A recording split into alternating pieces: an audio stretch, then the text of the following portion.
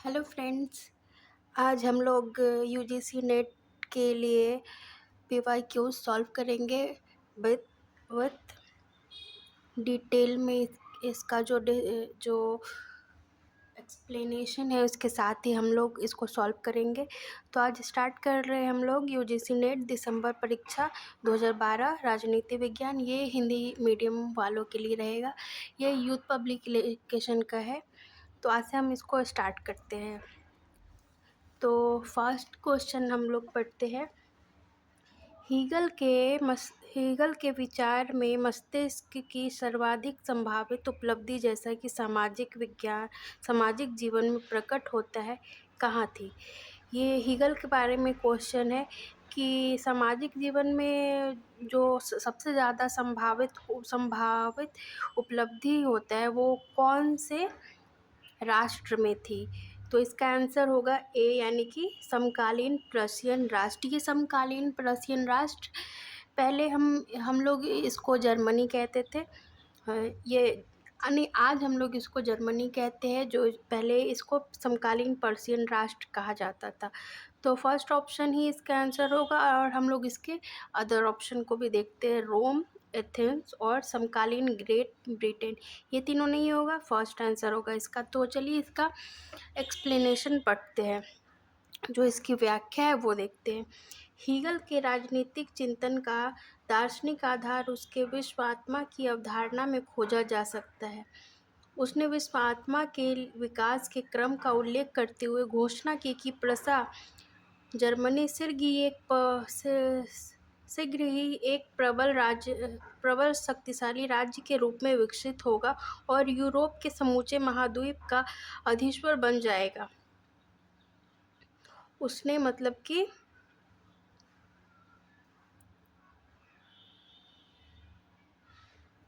बन जाएगा। हीगल विश्वात्मा के विकास क्रम को 3 भागों में विभाजित करता है। पहली स्थिति पूर्वी देशों की थी, दूसरी यूनानी और रोमन राज्य की थी, तीसरी जर्मन प्रसा राज्य के उत्थान की स्थिति होगी। चलिए तो दूसरा क्वेश्चन हम लोग देखते हैं। मैकियावेली ने प्रिंस को किसका अनुसरण करने का परामर्श दिया। ऑप्शन है इसके संयत व्यवहार का, उत्कृष्ट उदारता का, पूर्ण कड़ाई का, अत्यधिक दयालुपन का। तो नहीं, हम लोग जानते हैं कि मैकियावेली का सोचने का तरीका क्या था। तो इसका आंसर ए होगा, संयत व्यवहार का।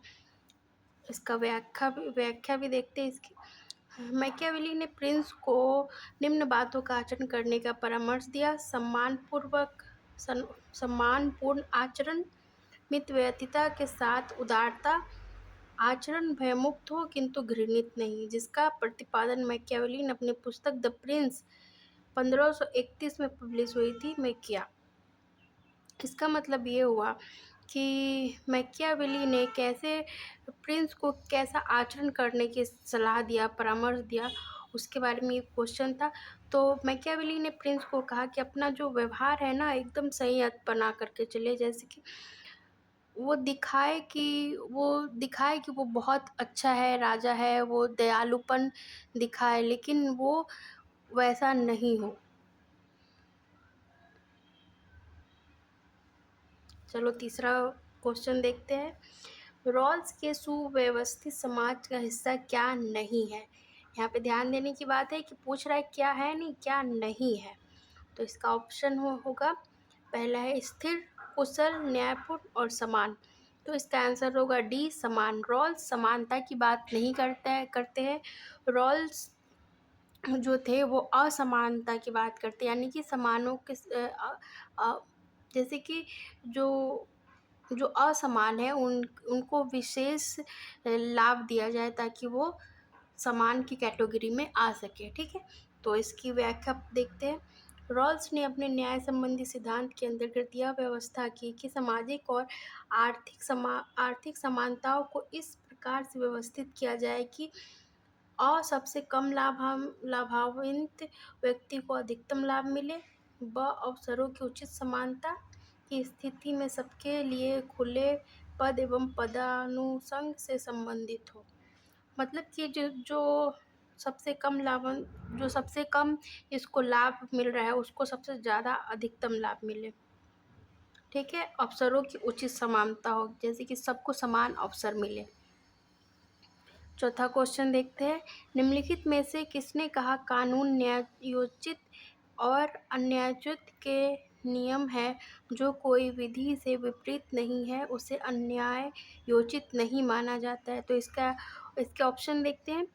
पहला है बेंथम, दूसरा है हीगल, तीसरा हॉब्स और चौथा है रूसो। तो इसका आंसर होगा सी, हॉब्स। अब इसकी व्याख्या देखते हैं।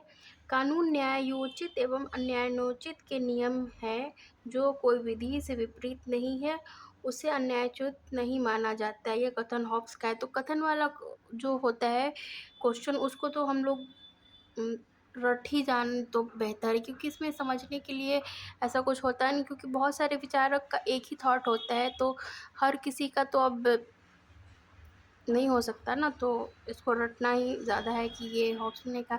ऐसे हॉब्स का हम लोग सोचे तो हॉब्स ऐसा था कि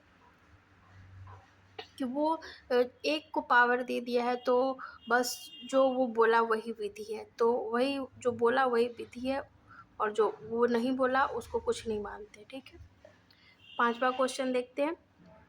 रूसो की निम्नांकित कृतियों को कालानुक्रमिक क्रम में व्यवस्थित कीजिए, नीचे दिए गए कुटों का सही उत्तर का चयन कीजिए।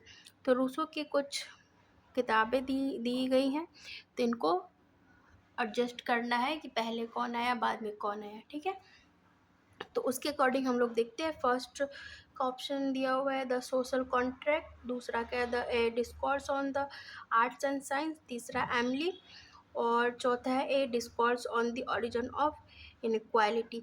तो हम लोगों को पता है कि रूसो कैसे इन सब चीज़ों में है, कि सबसे पहले उनके समय में हुआ था कि एक निबंध लिखने का प्रतियोगिता हुआ था, तो उस निबंध में उन्होंने पार्टिसिपेट किया था। तो ये जो है ना बी वाला, discourse on the arts and science, 1751 में सबसे पहले ये बुक उन्होंने, बुक नहीं ये समझो कि ये एस्से था, तो ये पार्टिसिपेट होकर के यही एस्से सबसे पहले उन्होंने लिखा था, तो सबसे पहले यही होगा बी वाला। उसके बाद a discourse on the origin of inequality, ये 1755 में आया। उसके बाद एमिली जो रूसो की किताब है, ये एजुकेशन पे बेसिकली है। तो उसके बाद सबसे लास्ट में आता है द सोशल कॉन्ट्रैक्ट, 1762। ध्यान रखने वाली बात यह है कि एमिली और सोशल कॉन्ट्रैक्ट दोनों 1762 में आई, लेकिन पहले एमिली आई बाद में सोशल कॉन्ट्रैक्ट है। तो इस अकॉर्डिंग इसका आंसर डी हो जाएगा, BDCA। ठीक है, एक्सप्लेनेशन भी दिया हुआ है यहाँ पे मैंने लिख रखा है कि एमिली ऑन एजुकेशन पे है। ठीक है, और छठा क्वेश्चन देखते हैं, इसी को मैच करना है। पहला ये बुक है और ये उसके राइटर्स हैं, on liberty, lectures on the principle of political obligation, और idea of justice, anarchy, state and utopia. तो इसमें से सारे बुक अगर आपको नहीं भी याद है तो आपको ये याद होना चाहिए कि आइडिया ऑफ जस्टिस का जो बुक है वो अमर्त्य सेन का है। ठीक है, तो आप ये हमेशा कन्फ्यूजन हो जाता है स्टूडेंट को, आइडिया ऑफ जस्टिस और थ्योरी ऑफ जस्टिस। जो थ्योरी ऑफ जस्टिस थी वो रॉल्स की थी। ठीक है, नहीं मिल की, जेएस मिल की थी। जो थ्योरी ऑफ जस्टिस थी 1971 में आई थी, वो जेएस मिल की थी। तो on liberty, anarchy, state and utopia Robert Nozick की है, 1974 में ये बुक आई थी। Idea of justice Amartya Sen की है।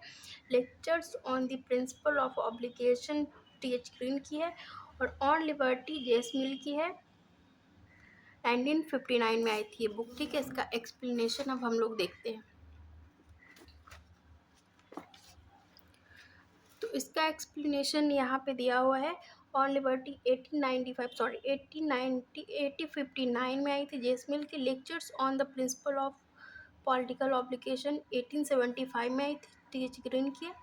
आइडिया ऑफ जस्टिस, देखो यहाँ पे आप ध्यान दो, यहाँ पे 1971 लिखा हुआ है, जबकि थ्योरी ऑफ जस्टिस जो बुक आई थी जो जेएस मिल की थी वो 1971 की है, जबकि आइडिया ऑफ जस्टिस 2009 में आई थी, अमर्त्य सेन की। एनार्किस्ट एंड यूटोपिया 1974 में आई थी, और ये बुक रॉबर्ट नॉजिक के। तो बुक वाले क्वेश्चंस को आपको बहुत ध्यान से केयरफुली करना होगा, क्योंकि ये ज़्यादा मुश्किल नहीं होते। आपको अगर एक भी इनमें से आता है, 4 ऑप्शन में से, तो आप इजीली इसको मैच कर सकते हो, क्योंकि इसके ऑप्शन बहुत अच्छे होते हैं कि आपको ज़्यादा प्रॉब्लम नहीं होता है ये मैच वाले में करने में। चलिए दूसरा क्वेश्चन देखते हैं, भी मैच वाला है। यूजीसी नेट में जो होता है ना, मैच द फ्लोइंग, ये जो मिलान करने वाला क्वेश्चन होता है, ये बहुत ज़्यादा आता है, ठीक है। तो आप ऐसा कुछ बना लो कि इसमें आपको प्रॉब्लम ना हो, ठीक है। तो पहला है, एक व्यक्ति एक कर्तव्य एक वर्ग एक कार्य के रूप में न्याय। दूसरा उचितता के रूप में न्याय। तीसरा आनुपातिक समानता के रूप में न्याय। चौथा है शक्तिशाली के हित के रूप में न्याय। तो हम लोग को पता है कि हमारा जो फर्स्ट थिंकर प्लेटो है, ऐसे तो और भी है, कन्फ्यूशियस है, उससे उससे हमारा जो होता है सिलेबस उससे स्टार्ट होता है कन्फ्यूशियस से, लेकिन जो प्लेटो है वो ज़्यादा इम्पोर्टेंट है। तो एक व्यक्ति एक कर्तव्य एक वर्ग एक कार्य के रूप में न्याय, ये प्लेटो का दिया हुआ है, ठीक है। उसके बाद आप ये देखो, अनुपातिक समानता के रूप में न्याय, ये अरस्तु का है। उचितता के रूप में न्याय रॉल्स का है। शक्तिशाली के हित में रूप में न्याय थेसिमिकस का है। थेसिमिकस प्लेटो से ही रिलेटेड है, ठीक है। तो इसका एक्सप्लेनेशन देख लेते हैं। ऐसे इसका आंसर डी होगा, ठीक है। एक व्यक्ति एक कर्तव्य एक वर्ग एक कार्य के रूप में न्याय प्लेटो। उचितता के रूप में न्याय रॉल्स। अनुपातिक समानता के रूप में अरस्तु। शक्तिशाली के हित के रूप में न्याय थेसिमिकस, ठीक है। 8वां क्वेश्चन देखते हैं, ये भी मैच करना है। आप देख रहे हो मैच करने वाला क्वेश्चन कितना ज़्यादा आता है, तो आपको इसमें ज़्यादा दिमाग लगाने की ज़रूरत नहीं है। आपको अगर एक भी आता है तो आप आसानी से मैच कर सकते हो। अब आंशिक शांति यानी कि ये परपेचुअल पीस है, ठीक है। आपको कोई कोई वर्ड हिंदी बहुत मुश्किल लगता है, तो आप सीपीटी जो एग्ज़ाम होता है उसमें हिंदी जो लोग लेते हैं उसमें इंग्लिश का भी ऑप्शन होता है, तो आप कन्वर्ट करके ट्रांसलेट करके देख सकते हो। तो जो आंशिक शांति है इसको परपेचुअल पीस कहते हैं, ये कांट ने दिया था, ठीक है। दूसरा देखते हैं स्वर्णिम संतुलन। तीसरा देखते हैं गुफा का सादृश्य यानी कि गुफा का सिद्धांत। स्त्री के रूप में भाग्य, तो हमें इसमें से ये भी आता है, ये भी है, ये भी आता है। तो पहला देखते हैं गुफा का सिद्धांत, ये प्लेटो का है यानी कि सी का। एक स्त्री के रूप में भाग, ये मैकियावेली महोदय ने कहा था। स्वर्णिम संतुलन, ये अरस्तु का है, मीडियम मीन। आंशिक शांति यानी कि परपेचुअल पीस, कांट का है। देखो यहाँ पे मिला रखा है, ये कांट का है, ये अरस्तु का है, ये प्लेटो का है, और ये मैकियावेली का है।